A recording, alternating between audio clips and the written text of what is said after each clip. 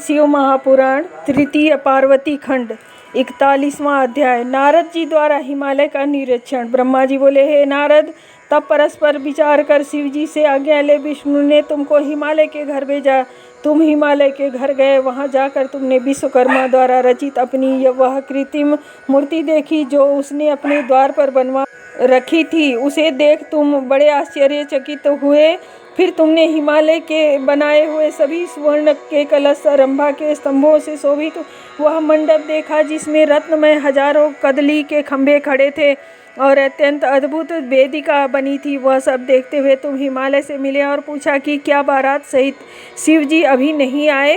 हिमालय ने कहा, अभी कोई समाचार नहीं है, परंतु आशा है कि सर्वज्ञ प्रभु आते ही होंगे। आइए, तब तक चलकर आप भोजन आदि से निवृत्त होइए। हे नारद, तब तुमने जाकर हिमालय के साथ भोजन किया और पुनः उसके मेरु आदि पुत्रों को साथ ले उसकी आज्ञा से शिवागमन का मार्ग देखने आए। तब तक इधर से समस्त देवताओं के उस बृहद समूह एवं बारात सहित शिवजी तुमसे मार्ग में मिले। सब देवताओं और शिवजी ने भी तुमसे हिमालय के घर की रचना और उनके मन का भाव पूछा। तुमने कहा, सब ठीक है। हिमालय अपने आपके लिए अपनी कन्या पार्वती को देने के लिए बड़ी रचना एवं बनाव के साथ उत्सुक बैठा आपकी प्रतीक्षा कर रहा है। यह सुन शंकर जी सहित सब देवता प्रसन्न हो हिमालय के नगर के निकट जा पहुँचे।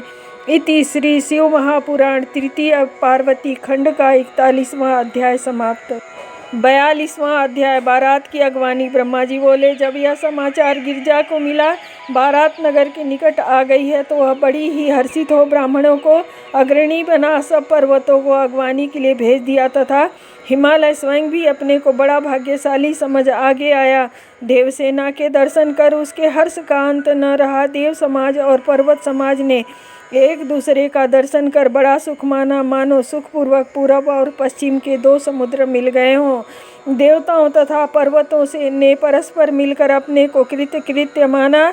तदंतर शिवजी को देखकर हिमालय ने प्रणाम किया और समस्त पर्वतों तथा ब्राह्मणों ने सदाशिव को प्रणाम किया। उस समय बैल पर बैठे हुए शिवजी का मुख प्रसन्न था तथा वे अनेक दिव्य आभूषणों से युक्त परम देदीप्यमान हो रहे थे। उनके शरीर पर अत्यंत बारीक सुंदर रेशमी वस्त्र बड़ा शोभित हो रहा था। सिर पर रत्न जटित मुकुट था, श्वेत कांति थी और वे मंद मंद मुस्करा रहे थे। आभूषणों के स्थान में वे सर्पों के आभूषण पहने थे जिससे उनके अंगों की अद्भुत कांति और दिव्य प्रभा हो रही थी। लोकपाल हाथों में चमर लिए उनकी सेवा कर रहे थे। उनके बाएं भाग में मैं, दाहिने में विष्णु, पीछे इंद्र और इधर उधर सब देवतागण विराजमान थे। वे सभी वरदानी शिव की स्तुति कर रहे थे। इसी समय गरुड़ पर बैठे विष्णु जी को और हंस पर बैठे मुझको देखकर हिमाचल ने आदर पूर्वक प्रणाम किया और शिव जी के इधर उधर तथा पीछे वाले सब देवताओं को प्रणाम किया। फिर शिवाज्ञा से हिमालय सबके आगे आगे होकर अपने नगर को चला और पीछे से शेष देवगण शिव जी के साथ चले। सभी हिमालय के नगर को देखकर उसकी प्रशंसा करते हुए वहां गए जहां शिखर पर सबके ठहरने का सजा हुआ था स्थान बना था। वहां पर भी हिमाचल ने उत्साहपूर्वक वर का स्वागत किया और समस्त देवता मुनि तथा गण अपने अपने सुंदर श्रृंगार कर शिवजी के साथ हिमाचल के घर चले। उस समय मैना ने शिवजी को देखने की इच्छा प्रकट की। हे मुनि, तब तुम बुलाए गए और तुम मन ही मन शिवजी को प्रणाम कर उनकी अभिलाषाओं को पूर्ण करने की इच्छा से वहां गए। वहां आश्चर्यचकित हो मैना ने तुमसे मदहारी शिव के रूप को देखने की इच्छा प्रकट की। इति श्री शिव महापुराण तृतीय पार्वती खंड का 42वां अध्याय समाप्त। 43वां अध्याय। नारद मैना संवाद। मैना बोली, हे मुनीश्वर, मैं उन शिव भगवान को देखना चाहती हूँ। उनका रूप कैसा है जिनके लिए इतनी उत्तम तपस्या करनी पड़ी है। ऐसा कहकर हे नारद, वह मैना तुम्हारे साथ चंद्रशाला में गई। तब उनके इस अभिमान को जानकर अंतर्यामी शिव ने मुझ ब्रह्मा और विष्णु से कहा कि हे भाइयों, तुम लोग अपने अपने देवताओं को साथ लेकर हिमालय के द्वार पर हमसे पृथक होकर चलो, हम सबके पीछे चलेंगे। शिव जी के इस कथन को विष्णु जी ने सबको समझा दिया। सब देवता उसी प्रकार चले। हे नारद, तब महल के ऊपर अट्टालिका पर चढ़ी मैना सभी का दर्शन करने लगी। देवताओं की सेना देख मैना साधारणतः प्रसन्न हुई। तब पहले अनेक वाहनों पर चढ़े गंधर्व आए, जो अनेक प्रकार के बाजे बजा रहे थे, जिनके हाथों में विचित्र पताकाएं फहरा रही थी और साथ में अप्सराएं भी थीं। फिर उनके स्वामी वसु थे, जिन्हें देखकर मैना बड़ी प्रसन्न हुई और बोली, क्या ये ही शिव हैं? हे नारद, तब तुमने मैना से कहा कि नहीं, ये पार्वती के पति शिव नहीं हैं, ये तो उनके गण हैं। तब मैना ने सोचा कि जिसके गण इतने सुंदर हैं तो न जाने शिव कैसे होंगे। तत्पश्चात मणिग्रीवादी बहुत से अच्छा है, जिनकी शोभा गंधर्वों से भी दूनी थी, तथा मणिग्रीव को देख मैना ने कहा, क्या यह पार्वती के स्वामी शिव हैं?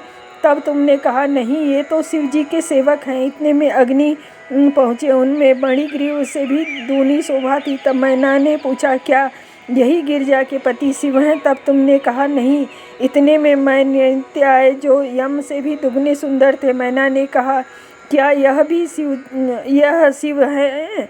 तुमने कहा, नहीं। इतने में वरुण आए, वह उनसे भी दुगने सुंदर थे। इसी प्रकार फिर यक्षराज कुबेर, ईशान, फिर देवराज इंद्र, फिर चंद्रमा, फिर सूर्य, फिर तेज पुंज भृगु और फिर देवगुरु बृहस्पति, ये सभी एक दूसरे से बढ़कर दुगने तेजस्वी ऋषि मुनि और देवता अपने गणों सहित वहाँ आए, जिन्हें देख देख कर मैना ने तुमसे यही कहा कि हे नारद, क्या यही पार्वती के पति शिव हैं? तो तुमने कहा, नहीं, ये अमुक अमुक देवता हैं। तब अपने और ऋषियों सहित मैं धर्मपुंज ब्रह्मा वहाँ पहुँचा, जिसकी सभी स्तुति कर रहे थे। तब इस प्रकार मुझे वहाँ पहुँचा हुआ देख मैना ने अत्यंत हर्षित होकर कहा, क्या पार्वती के पति यही होंगे? तब तुमने कहा, नहीं। इतने में सर्व शोभा संपन्न मेघ के समान श्याम वर्ण वाले चतुर्भुज रूप धारण किए विष्णु भगवान वहाँ चले आए, जिनमें करोड़ों कामदेव के समान शोभा हो रही थी। वे पीताम्बर को धारण किए अपने तेज से प्रकाशमान थे, जिनके कमल के समान नेत्र थे और शांत भाव से गरुड़ पर आरूढ़ थे। वे विष्णु शंखादि लक्षणों से युक्त मुकुट आदि से शोभित थे। उनके वक्षस्थल में श्रीवत्स का चिन्ह तथा वे लक्ष्मी के पति भगवान विष्णु अप्रमेय स्वभावों से युक्त थे। तब उन्हें इस सुंदर रूप में देख मैना चकित होकर बड़े हर्ष से बोली, निसंदेह पार्वती के पति शिव भगवान यही हैं। हे नारद, तब तुम कौतुकी ने मैना के ये वाक्य सुनकर कहा कि ये भी शिव नहीं है, किंतु ये विष्णु भगवान हैं। पार्वती को वर्ण करने वाले शिवजी तो इनसे भी कहीं बढ़कर हैं। मैं उनकी शोभा का वर्णन नहीं कर सकता। वे समस्त ब्रह्मांड के नायक, सर्वेश्वर और स्वयं प्रभु हैं। तब इस प्रकार नारद के वचनों को सुनकर मैना को बड़ी प्रसन्नता हुई। उन्होंने समझ लिया कि पार्वती बड़ी भाग्यशालिनी है। ओहो, भाग्य है कि उसने इतने महान शोभाशाली देवताओं के नायक की प्राप्ति होगी। मैंने जो ही इस प्रकार के शब्दों में अपने भाग्य की प्रशंसा कर रही थी, त्यों ही अद्भुत रूप धारण किए भगवान शिव वहाँ आ गए। मैना का गर्व नष्ट करने वाले विचित्र गण उनके साथ थे और वे अपने को माया से निर्लिप्त तथा निर्विकार दिखाते हुए आए थे। तब उन भगवान शिव को आते हुए देखकर तुमने प्रेम पूर्वक मैना को दिखाया और कहा कि हे सुंदरी, देखो, ये वही शिव हैं जिनके लिए पार्वती ने तपस्या की है।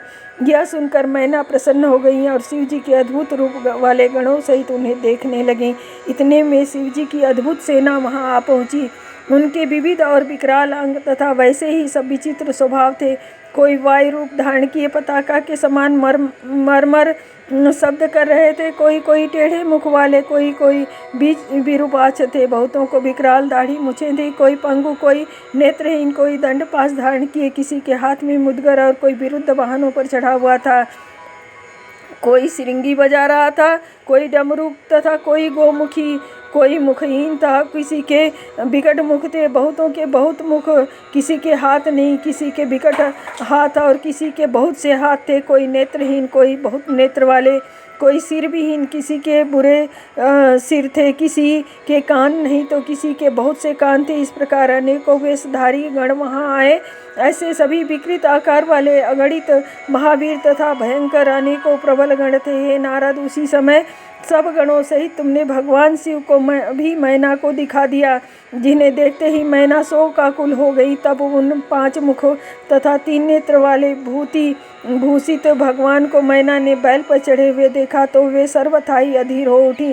उनके सिर पर जटाओं का जूड़ा बंधा हुआ था, सिर पर चंद्रमा शोभित था उनके 10 हाथ थे और वे कपाल धारण किए हुए थे। वे व्याघ्र चर्म ओढ़े थे और उनके हाथ में पिनाक धनुष था। तब त्रिशूल लिए हुए ऐसे विरूपाक्ष और विकट रूप बनाए तथा गज चर्म ओढ़े हुए व्याकुल हृदय शिव को जब तुमने मैना को दिखाया तो उनकी व्याकुलता की सीमा न रही। वे चकित हो कांपती हुई विह्वल और भ्रांत हो गई। उस बुद्धिमती बुद्धि जाती रही और उनसे फिर कुछ कहते न बना। तब उनकी इस दशा को देखकर तुमने उंगली से संकेत कर कहा, यह शिवजी हैं। हे नारद, तुम्हारा यह वचन सुनते ही मैना को बड़ा दुख हुआ। वे तत्क्षण वायु से टूटी हुई लता के समान पृथ्वी पर गिर पड़ी और तुमसे बोली, अरे दुराग्रही, तूने मुझे ठग लिया। ऐसा कहते ही वे तत्क्षण मूर्छित हो गई। उनकी सखियों ने उन्हें चेतना में लाने का उपचार करने लगी। धीरे धीरे उन्हें चेतना आई। इति श्री शिव महापुराण तृतीय पार्वती खंड का 43वां अध्याय समाप्त। 44वां अध्याय। मैना प्रबोधन। ब्रह्मा जी बोले, जब मैना कुछ सचेष्ट हुई तब अत्यंत क्षुभित होकर विलाप और तिरस्कार से बातें करने लगी। पहले तो उन्होंने व्याकुल होकर अपने पुत्रों की निंदा की, फिर अपनी पुत्री को दुर्वचन कहना आरंभ किया। मैना ने नारद से कहा, हे मुने, पहले तुमने कहा कि पार्वती शिव को वरेगी, इसी से पर्वतराज ने इससे शिव की पूजा कराई। वास्तव में यह उसी का अनर्थकारी फल दिखाई पड़ रहा है। रे अधम मुनि, रे दुर्बुद्धे, तूने सर्वथा ही मुझे ठग लिया। हाँ, क्या करूं और कहाँ जाऊं? कौन मेरा दुख छुड़ावेगा? हाँ, मेरा यह कुल आदि सब कुछ नष्ट हो गया, मेरा जीवन नष्ट हो गया। पता नहीं दिव्य महर्षि कहाँ चले गए। मैं उनकी दाढ़ी उखाड़ लूँगी। उस वशिष्ठ की तपस्विनी पत्नी सचमुच बड़ी धूर्त निकली। मैंने ऐसा किसका अपराध किया था जो आज मेरा सर्वस्व लुट गया? ऐसा कहकर वह पुत्री की ओर देख उसे कटु वचन कहने लगी। रे दुष्ट पुत्री, तूने मुझे दुख देने वाला यह क्या काम किया? जो तुम दुष्टा ने सुवर्ण देकर कांच खरीद लिया। हाँ, तूने चंदन छोड़ कीच को लपेट लिया, हंस को उड़ा, हाथ में कौवे को पकड़ लिया। तूने गंगा जल छोड़ कुएं का जल पिया, सूर्य को छोड़ जुगनू पकड़ा, तंडुओं को छोड़ तुसका भक्षण किया, सिंह को छोड़ श्रीकाल को पाला तथा ब्रह्म विद्या को त्याग कर कुत्सित गाथाएं सुनी। हे पुत्री, तूने घर का मांगलिक यज्ञ विभूति को छोड़कर अमांगलिक चिता की भस्म को ग्रहण किया। विष्णु जैसे परमेश्वर और संपूर्ण देवताओं को छोड़कर तूने अपनी बुद्धि से शिव के लिए ऐसा तप किया। तेरी ऐसी बुद्धि और रूप तथा चरित्र को धिक्कार है। तेरी सखियों को धिक्कार है और तुझे जन्म देने वाले हम लोगों को भी धिक्कार है। हे नारद, तुम्हारी बुद्धि तथा सुबुद्धि देने वाले सप्तऋषि को भी धिक्कार है। तूने मेरा घर नष्ट कर दिया। अब तो मैं अवश्य ही मर जाऊंगी। अब यह पर्वतराज मेरे निकट न आवें और सप्तऋषि लोग मुझे मुँह न दिखावें। हाँ, इन्हें क्या मिल गया जो इन सब ने मिलकर मेरा कुल नष्ट कर दिया? मैं बंध्या क्यों नहीं हो गई? मेरा गर्भ क्यों न गिर गया? अथवा मैं मर ही क्यों नहीं गई? अथवा यह पार्वती ही क्यों न मर गई? अथवा आज आकाश में किसी राक्षस ने ही क्यों नहीं खा लिया इसे? हे मुने, अभी तेरा सिर काट लूँगी, शरीर रखकर ही क्या होगा? हाँ, मैं तुझे छोड़कर कहाँ जाऊँ? हाँ, मेरा जीवन नष्ट हो गया। ब्रह्मा जी कहते हैं, ऐसा कहकर मैना मूर्छित हो पृथ्वी पर गिर पड़ी तथा शोक और क्रोध से संतप्त हो अपने पति के पास गई। फिर तो बड़ा हाहाकार मच गया। सभी देवता क्रम से उनके निकट जाने लगे। सबने पहले मैं पहुंचा। हे नारद, तब मुझे देखकर तुम मुझसे कहने लगे, क्या तूने पहले शिवजी के स्वाभाविक सौंदर्य को नहीं जाना था जो उन्होंने लीला करने के लिए धारण किया? हे पतिव्रते, क्रोध त्याग कर स्वस्थ हो जाओ और हठ छोड़कर कार्य करो तथा शिवजी के लिए पार्वती को दे दो। तब तुम्हारी यह बात सुनकर मैना ने तुमसे कहा, यहाँ से हट जाओ, तुम बड़े दुष्ट और अधम शिरोमणि हो। तब उसके ऐसा कहने पर इंद्रादिक लोकपालों ने कहा, हे बहिन मैना के तुम प्रसन्न होकर हमारे वचन सुनो। तुम्हारी पुत्री का कठिन तप देखकर भगवान शिव ने उसे वर दिया है, वह अन्यथा नहीं होगा। इस पर मैना ने बार बार रोते हुए कहा, मैं उस उग्र रूपधारी शिव को अपनी कन्या नहीं दूंगी। तुम सब देवता प्रपंच न फैलाओ। उसके ऐसा कहते ही वशिष्ठादि सप्तऋषि वहाँ आकर बोले, हे पितृकन्ये पर्वतराज प्रिय, हम सब तो तुम्हारे हितैषी हैं, फिर आपके विरुद्ध कार्य कैसे कर सकते हैं? क्या यह कोई कम लाभ है जो शिव का दर्शन हुआ और वे तुम्हारे घर के दानक पात्र बन कर आए। मैना तो ज्ञान शून्य हो रही थी। उन्होंने ऋषियों के वाक्य को व्यर्थ कर दिया और कहा, मैं पार्वती को शस्त्र से मार दूंगी, किंतु शिव के लिए नहीं दूंगी। तुम सब दूर चले जाओ और मेरे पास मत आना। इस वृतांत से वहाँ हाहाकार मच गया। हिमालय उसे समझाने आए। उन्होंने कहा, प्रिय, क्या तू नहीं जानती कि तेरे घर कौन कौन आए हैं? तू उनकी निंदा न कर। शिव जी के एक ही रूप नहीं है जिसे देखकर तुम व्याकुल हो रही हो। उनके और भी दिव्य रूप हैं। वे निग्रह, अनुग्रह करने वाले तथा पूज्यों के भी पूज्य हैं। दुख त्याग कर उठो और शीघ्र सब कार्य करो। तुझको रिझाने के लिए ही लीलाधारी शंभु ने यह विकट रूप धारण किया है, किंतु उनका परम महात्म्य देखकर ही मैंने तुमने उन्हें अपनी कन्या देना स्वीकार किया था। अतः उठो और उनको प्रणाम करो। इस पर मैना ने कहा, हे नाथ, तुम मेरे वचन सुनो और वैसा ही करो, क्योंकि तुम योग्य हो। पार्वती का गला बांध कर निःशंक हो नीचे गिरा दो।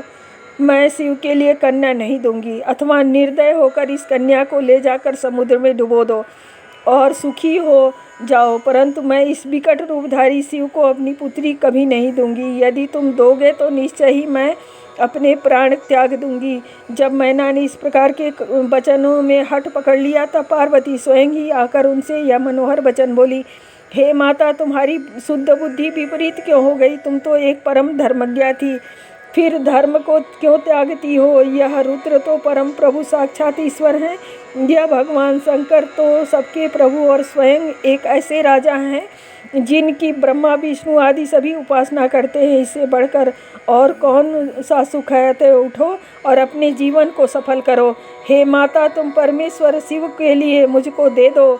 मेरी यह प्रार्थना स्वीकार करो। यदि तुम मुझे शिव के लिए नहीं दोगी तो मैं अन्य को वर को वरण नहीं करूंगी। भला सिंह के भाग का श्रृगाल कैसे पा सकता है? मैं तो मन, कर्म और वाणी से शिव को वर चुकी हूँ। आगे तुम्हारी जैसी इच्छा हो वह करो। पार्वती के इन वचनों को सुनकर हिमालय की स्त्री मैना का क्रोध का अंत न रहा। वे बहुत विलपती हुई पार्वती को पकड़कर क्रोध से दांतों को पीसती हुई मुट्ठी तथा पहुँचों से ऊपर प्रताड़ित करने लगी। ऋषियों ने मैना के हाथ से छीनकर पार्वती को अलग किया। मैना ऋषियों को दुर्वचन का फटकारने लगी और कहीं कि मैं इस शिवा को लेकर क्या करूंगी? अब इसे या तो विष दे दूंगी या कुएं में डाल दूंगी, परंतु इस भयंकर रूप वाले शिव को अपनी कन्या न दूंगी। इस दुष्टा ने कैसा भयंकर वर वरण किया है! इसने मेरा और गिरिराज का उपहास कराया है। भला जिसके माता पिता, गोत्र, भाई बंधु स्वरूप, चातुर्य और घर कुछ भी नहीं, तथा जिसके पास कोई वस्त्र और अलंकार तक नहीं, न उसका कोई सहायक, न सुंदर वाहन, न अवस्था, न कुछ धन ही है और न पवित्रता, न विद्या ही है, जिसका शरीर भी सर्वथा ही दुखित है, उसे मैं अपनी सुमंगली पुत्री कैसे दूँ? हे मुनीश्वर, ऐसा कहकर मैना दुख और शोक से व्याकुल हो उच्च स्वर से विलाप करने लगी। तब मैं ब्रह्मा शीघ्र ही मैना के पास गया और शोकहारी शिव तत्व का वर्णन करने लगा। साथ ही यह भी कहा कि तुम इस बुरे हठ को छोड़ पार्वती को शिव के लिए दे दो। तब बार बार विलाप करती हुई मैना ने मुझसे कहा कि हे ब्राह्मण, आप इसके श्रेष्ठ रूप को विफल क्यों करते हैं? यदि ऐसा ही है तो अपने ही हाथ से इसे मार क्यों नहीं देते? आप इस शिव के लिए एक वाक्य भी न कहें। मैं पार्वती को शिव के लिए नहीं दूंगी, क्योंकि मेरी पार्वती मुझे प्राणों से भी प्यारी है। हे मुनीश्वर, इसके पश्चात सनकादिक ने भी मैना को समझाया और विष्णु ने शिव तत्व निरूपण कर शिव जी की महानता प्रकट करते हुए कहा कि सब कुछ शिवमय है, इसमें कुछ अन्य विचार क्या करना। अब वही परम पुरुष तुम्हारे द्वार पर आए हैं, इसलिए तुम दुख त्याग कर शिव जी का भजन करो। तुम्हें बड़ा आनंद प्राप्त होगा और क्लेश का नाश हो जाएगा। हे मनुष्यर, जब विष्णु जी ने इस प्रकार बहुत कुछ कहकर मैना को समझाया, तब मैना का चित्त कुछ कोमल हुआ। उसने शिव को कन्या न देने का हठ छोड़ दिया, परंतु फिर गिरि प्रिया कुछ रोष से विष्णु से इस प्रकार बोली कि यदि शंकर जी का शरीर मनोहर हो जाए तो मैं अपनी कन्या उन्हें दे सकती हूँ, अन्यथा कोटि यत्न करो तो भी मैं कन्या शिव को नहीं दूंगी। मैं सत्य कहती हूँ और इस पर मैं सर्वथा ही दृढ़ हूँ। ऐसा कहकर दृढ़ता दृढ़व्रता मैना चुप हो गई। इति श्री शिव महापुराण तृतीय पार्वती खंड का 44वां अध्याय समाप्त। 45वां अध्याय शिवजी का सुंदर स्वरूप वर्णन। ब्रह्मा जी बोले, उसी समय विष्णु से प्रेरित हो शिवजी को प्रसन्न करने के लिए उनके पास गए। उनकी अनेक स्रोतों से बड़ी स्तुति की और बहुत समझाकर उन्हें तुमने बहुत सुंदर रूप धारण कराया। उन्हें देख तुम प्रसन्न हो मैना के पास आया और कहा कि हे विशालाक्षी, देखो तुम पर कृपा करके शिवजी ने बहुत ही सुंदर रूप धारण किया है। मैना ने देखा शिवजी ने करोड़ों सूर्य के समान तेज वाला सुंदर रूप धारण किया है। उनके सभी अवयव सुंदर थे। वे विचित्र वस्त्र धारण किए थे, अनेकों प्रकार के आभूषण से अलंकृत थे। उनका वह गौर कांतिमान रूप तथा सिर के अग्रभाग में चंद्रमा की रेखा शोभित थी। विष्णु आदि सभी देवता प्रेम से उनकी स्तुति कर रहे थे। फिर सिर पर सूर्य का छत्र और चंद्रमा शोभित थे। उनका परम रमणीय विषभ तो और ही शोभायमान था। गंगा और यमुना दोनों ओर से चमक डुला रही थी। 8 सिद्धियां जिनके आगे नृत्य कर रही थी। मैं और विष्णु आदि सभी देवता उनके आचरण में लगे थे। अनेकों गण जय जय करते हुए अति प्रसन्न हो आगे चल रहे थे।